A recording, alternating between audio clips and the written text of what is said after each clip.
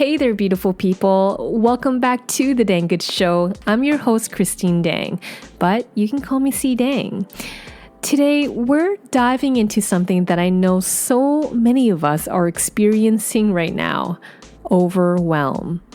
And not just regular stress, I'm talking about that deep, persistent feeling of being completely swamped by everything happening in our world. If you've been feeling like there's just too much coming at you from all directions, work demands, family responsibilities, news cycles, social media, economic uncertainty, climate anxiety, technological changes, you are absolutely not alone. We're living through what I call the Overwhelm Epidemic, and it's affecting people across all walks of life. I've been reflecting on this a lot lately, especially after our recent episodes exploring how to thrive in our digital age. In episode 43, we talked about choice paradox and decision fatigue. In our mini-series from episode 44 through 47, we explored emotional intelligence, connection, purpose, and creativity in an automated world. And all of these conversations have led me to this realization. We're not just dealing with individual stress anymore. We're dealing with a collective overwhelm that requires new strategies and deeper emotional resilience. So, today, we're going to unpack what's going on in our brains and nervous system when we're chronically overwhelmed, why traditional stress management advice often falls short in our current reality, and most importantly, how can we use emotional intelligence to find genuine calm even when the world feels chaotic? This isn't about toxic positivity or pretending everything is fine when it's not. It's about developing the skills to navigate uncertainty with grace and protect our mental well-being in an increasingly demanding world. So, grab your favorite drink, take a deep breath with me, and let's explore how to find your center in the storm. Let's start by understanding what overwhelm actually is and why it feels so different from regular stress. Overwhelm isn't just about having a lot to do. It's the feeling that the demands on you exceed your capacity to handle them. It's when your mental, emotional, or physical resources feel completely depleted. Dr. Susan David, a psychologist at Harvard Medical School, describes overwhelm as what happens when we feel like we're losing our agency, our sense that we have some control over our circumstances. Unlike healthy stress, which can motivate us and help us perform better, overwhelm leaves us feeling paralyzed, scattered, and unable to prioritize effectively. From a neurological perspective, chronic overwhelm keeps our brain stuck in what's called continuous partial attention. Our prefrontal cortex, the part responsible for executive functioning, decision-making, and emotional regulation, becomes overloaded. Meanwhile, our amygdala, the brain's alarm system, stays hyperactivated, constantly scanning for threats and keeping us in a state of low-level fight or flight. What makes modern overwhelm particularly challenging is that it's not just personal, it's collective. We're dealing with what psychologists call ambient anxiety, a background hum of stress that comes from living in times of rapid change and uncertainty. The 24/7 news cycle, social media comparison, economic instability, climate concerns, and technological disruption create a constant stream of inputs that our brains aren't designed to handle. Research from the American Psychological Association shows that rates of anxiety and overwhelm have skyrocketed, especially since 2020. But here's what's really interesting. The people who are managing best aren't necessarily those with fewer stressors. They are those who have developed better emotional regulation skills and clearer boundaries around their attention and energy. This is where emotional intelligence becomes crucial. When we understand our own emotional patterns, recognize our triggers, and develop strategies for self-regulation, we can manage our center even when external circumstances feel chaotic. We can't control everything happening around us, but we can influence how we respond to it. Think of it like being in a small boat on choppy waters. You can't calm the ocean, but you can learn to navigate the waves skillfully, adjust your sails, and find your balance. That's what emotional resilience in the face of overwhelm looks like. Not eliminating chaos, no, but developing the skills to move through it with greater ease and less internal turbulence. I want to share a personal story about my own struggle with overwhelm because I think it illustrates how sneaky this epidemic can be. Even when you think you have good self-awareness and coping strategies. About 6 months ago, I was struggling multiple projects, working on podcast episodes, managing various creative collaborations, keeping up with social media, trying to maintain relationships, staying informed about current events, and dealing with some family health concerns. On paper, none of these things seemed unmanageable individually. I pride myself on being organized and having good boundaries, so I thought I was handling everything well. But I started noticing these subtle signs that something was off. I'd sit down to work on a podcast script and feel this weird paralysis, like my brain was full of cotton. I'd open my laptop and just stare at the screen, unable to focus on any single tasks because my mind was simultaneously processing 15 other things. I was having trouble making even simple decisions like what to have for lunch and which email to respond to first. The wake-up call came during a conversation with a close friend. She was telling me about something important happening in her life, and I realized I was only half listening because part of my brain was thinking about a work deadline. Another part was processing a news headline I'd seen it that morning, and yet another part was mentally reviewing my to-do list. I felt terrible. Here was someone I care about, sharing something meaningful, and I couldn't give her my full presence. That night, I did some journaling and realized that I've been living in a state of continuous, partial attention for weeks. I was consuming information constantly. Podcasts while getting ready, news updates throughout the day, social media during any free moment. My brain never had space to process or integrate anything. I was responding to everything and prioritizing nothing. What really struck me was that this wasn't happening because I had too much work or too many commitments. It was happening because I lost control of my attention. I was letting every notification, every news cycle, every random thought fragment compete for my mental resources. I had unconsciously created a state of overwhelm through my relationship with information and stimulation. The scariest part? I'm someone who teaches emotional intelligence and self-awareness, yet I had gradually slipped into patterns that were undermining both.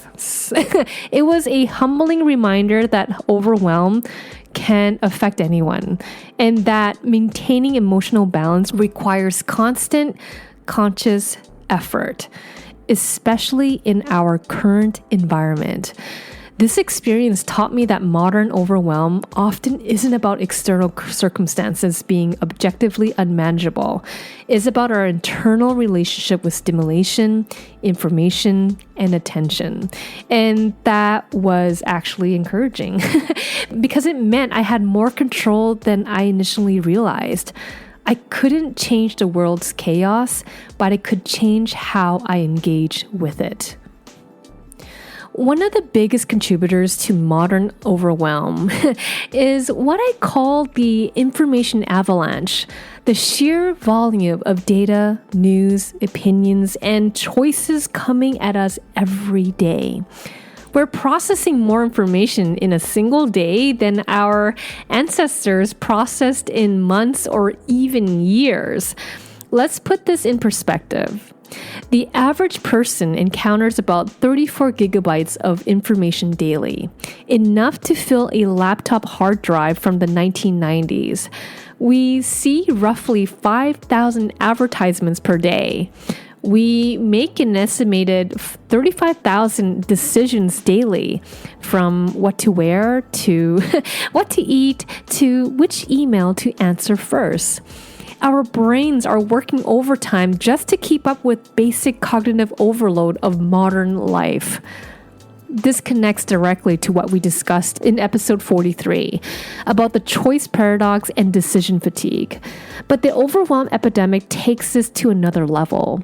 It's not just that we have too many choices.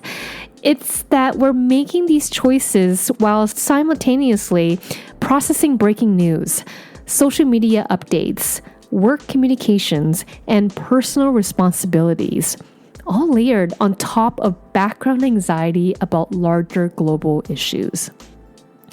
Dr. Daniel Levitin, a neuroscientist at McGill University, explains that this constant multitasking and information processing depletes glucose in the brain, leaving us feeling mentally exhausted even when we haven't done anything particularly challenging. It's like running a marathon with our cognitive resources.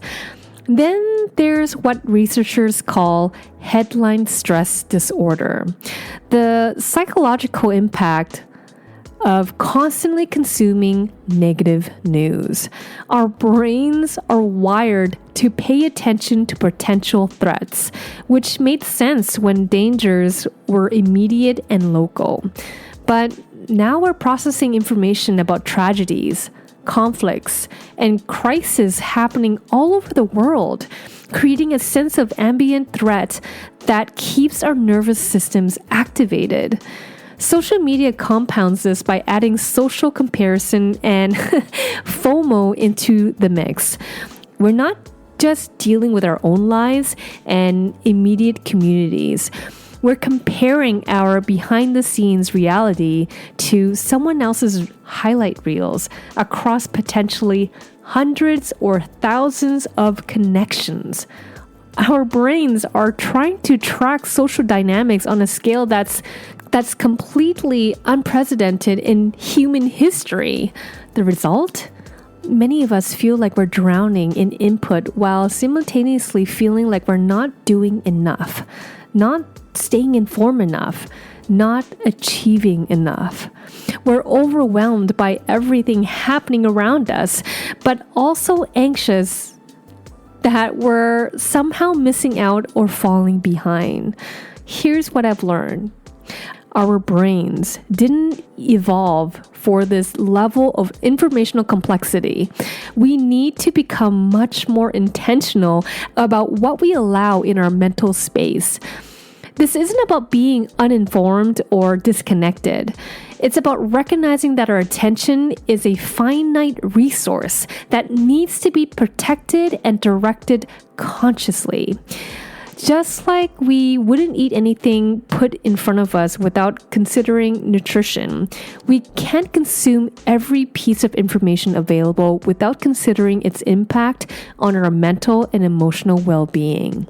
Developing what I call informational hygiene is becoming as important as physical hygiene for maintaining your health. Enjoying what you're hearing? Fantastic. To make sure you're always in the loop with the latest episode, just hit that subscribe button. Your support makes all the difference. And hey, this podcast thrives because of awesome listeners like you.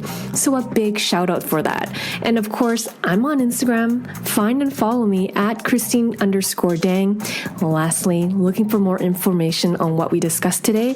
Just cruise on over to thedangoodshow.com, click on the episode you're curious about, and voila, access to the show notes. Now, without further ado, let's jump back into the show. Now, let's get into the practical strategies, the tools and techniques that can help you find calm even when everything around you feels chaotic. These aren't just nice theories. They're evidence-based practices that can genuinely shift your experience of overwhelm. Number 1, practice the one thing rule. When overwhelm hits, our instinct is often to try to tackle everything at once, which only increases the chaos. Instead, practice radical focus on one thing at a time. Before you start working, ask yourself, what is the most important thing I can do right now? Then commit to doing that one thing with your full attention. This might sound simple, but it's incredibly powerful for 2 reasons. First, it gives your prefrontal cortex something concrete to focus on, which calms the anxiety of having too many open mental loops. Second, completing even small tasks builds momentum and confidence, which counteracts the helplessness that often comes with overwhelm. Number 2, create attention boundaries. Just like we set boundaries with people, we need boundaries with information and stimulation. This might mean checking news only once per day at a designated time, turning off non-essential notifications, or creating phone-free zones in your home. The goal is to create pockets of mental space where your brain can process and integrate rather than constantly consuming new input. I now have what I information sabbaths, periods where I step away from all news, social media, and even podcasts, and just exist in my immediate environment. Even short 30-minute breaks from information consumption can help reset your nervous system. Number 3, use the emotional weather report check-in. Now, throughout your day, pause and ask yourself, how am I feeling right now? Notice your emotional state without trying to change it immediately. Just like checking the weather helps you decide what to wear, checking your emotional weather helps you decide what you need in that moment. Maybe a few deep breaths, a short walk, a conversation with a friend, or simply acknowledging that you're feeling overwhelmed. This practice builds emotional self-awareness, which is the foundation of emotional intelligence. When you can recognize overwhelm as it's building rather than after you're already drowning in it, you can intervene earlier and more effectively. Number 4, practice micro meditations. Now, you don't need hour-long meditation sessions to calm your nervous system. Research shows that even 30 seconds of focused breathing can activate your parasympathetic nervous system and interrupt the stress response. Try this. Take 3 deep breaths, focusing completely on the sensation of air entering and leaving your body. Do this between tasks, before meals, or whenever you notice tension building. I like to call these reset buttons for your nervous system. They're not about achieving perfect calm. They're about creating small moments of presence that add up to greater overall resilience. And number 5, implement good enough decision making. Remember our discussion about satisficing versus maximizing in episode 43? When you're overwhelmed, trying to make perfect decisions will only increase your stress. Been there, done that for myself. Now, for non-critical choices, set a good enough threshold and stick to it. This might mean spending only 10 minutes researching a purchase instead of hours, or choosing the first restaurant option that meets your basic criteria rather than scrolling through every possibility. And lastly, number 6, create containment rituals. Develop specific practices that help you transition between different parts of your day or different emotional states. This might be changing clothes after work, taking a short walk between meetings, or spending 5 minutes organizing your workspace.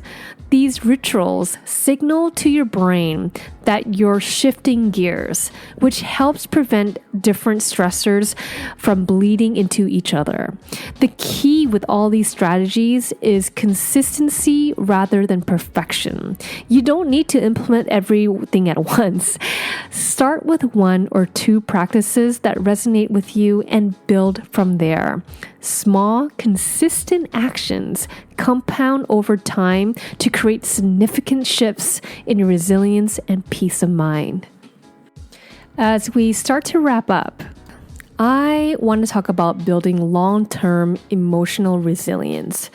The ability to maintain your equilibrium even when external circumstances are genuinely challenging or uncertain. Resilience isn't about being unaffected by stress or never feeling overwhelmed. No. It's about recovering more quickly from difficult experiences and maintaining access to your inner resources even during tough times. And in our current world, this capacity is becoming essential for mental health and overall well-being. First, is cultivate self-compassion. One of the most powerful resilience tools is learning to treat yourself with the same kindness you'd show a good friend. When you're feeling overwhelmed, notice your internal dialogue. Are you being critical and harsh with yourself? Or are you offering yourself understanding and support? Research by Dr. Kristen Neff shows that self-compassion actually increases motivation and resilience more than self-criticism does. When you're struggling, try placing a hand on your heart and saying something like, "This is a moment of difficulty. Difficulty is part of life. May I be kind to myself right now?" It sounds simple and maybe silly, but this practice can genuinely shift your relationship with challenging experiences. Next is focus on your circle of influence. When we're overwhelmed, we often spend mental energy on things completely outside our control. Global events, other people's choices, future uncertainties. While it's natural to care about these things, focusing too much attention on them increases feelings of helplessness. Instead, regularly redirect your attention to your circle of influence, the things you can actually impact through your choices and actions. This might be how you treat people in your life, how you spend your time, what you consume mentally, or how you take care of your physical health. When you focus on what you can influence, you rebuild your sense of agency and personal power. Next is build your support network. Resilience isn't a solo endeavor. Having people you can connect with authentically, whether for practical support, emotional understanding, or just companionship, is crucial for managing overwhelm. This doesn't mean you need dozens of close relationships. Even 1 or 2 people who truly see and support you can make an enormous difference. Make it a priority to nurture these connections, even when you're busy. Send that text. make that phone call, or suggest that coffee date. Connection is both a source of resilience and something that requires ongoing investment. Remember what we talked about in episode 42 about the loneliness epidemic? In times of overwhelm, the temptation is often to isolate, but that's exactly when we most need authentic connection with others. Next is practice future self-thinking. When you're in the middle of overwhelming circumstances, it can feel like they'll last forever. One helpful practice is to imagine yourself 1 year from now, looking back on this current challenge. What would your future self want you to know? What perspective might they offer? This practice helps create psychological distance from current stressors and reminds you that difficult periods are temporary. The truth is, we're living through a particularly challenging time in human history. Rapid technological change, global connectivity that exposes us to worldwide problems, economic uncertainty, and environmental concerns. It makes sense that many of us feel overwhelmed. The goal isn't to eliminate these feelings entirely, but to develop the skills to navigate them with greater ease and wisdom. As we wrap up today's conversation about the overwhelm epidemic, I want to leave you with this thought. In a world that profits from your distraction and overwhelm, your calm is actually a radical act. Your ability to stay centered, to think clearly, to respond rather than react. These aren't just personal well-being skills anymore. They're forms of resistance against forces that benefit from keeping you scattered and anxious. When you practice emotional intelligence in the face of chaos, you're not just taking care of yourself. You're modeling a different way of being for everyone around you. You're showing that it's possible to stay human, connected, and thoughtful even when the world feels like it's spinning out of control.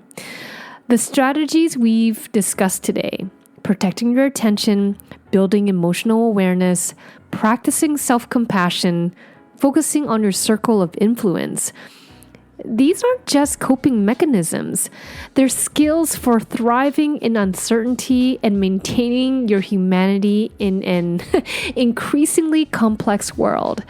If you're feeling overwhelmed right now, please be gentle with yourself. You're not broken and you're not failing. You're a human being trying to navigate unprecedented circumstances with a nervous system that evolved for a much simpler world. The fact that you're here listening to conversations about emotional intelligence and well-being shows that you're already on a path towards greater resilience. For more insights on related topics, check out episode 43, where we discuss the choice paradox and decision fatigue, or in our recent mini-series from episode 44 to 47 about thriving in our digital age. I'd love to hear how you're managing overwhelm in your life. What strategies have been most helpful? What challenges are you facing? Share your experiences with me on Instagram at Christine_Dang or visit c-dang.com. Thank you so much for joining me on The Dang Good Show. Remember, in a chaotic world, your calm is your superpower. Until next time, be gentle with yourself. Stay connected to what matters most. And as always, stay dang good. Much love, CDang signing out. Thank you for joining us on The Dang Good Show. Remember to swing by our website, thedangoodshow.com, where you can easily subscribe on platforms like Apple, Google, and Spotify to keep up with our latest episodes. Loved what you heard today? A thumbs up and a positive review on your favorite listening platform would be incredibly appreciated. And if our show struck a chord with you, Sharing it with just one friend can help our community grow and thrive. Thanks once more for lending your ears to me on The Dang Good Show. Until we meet again, take care and goodbye.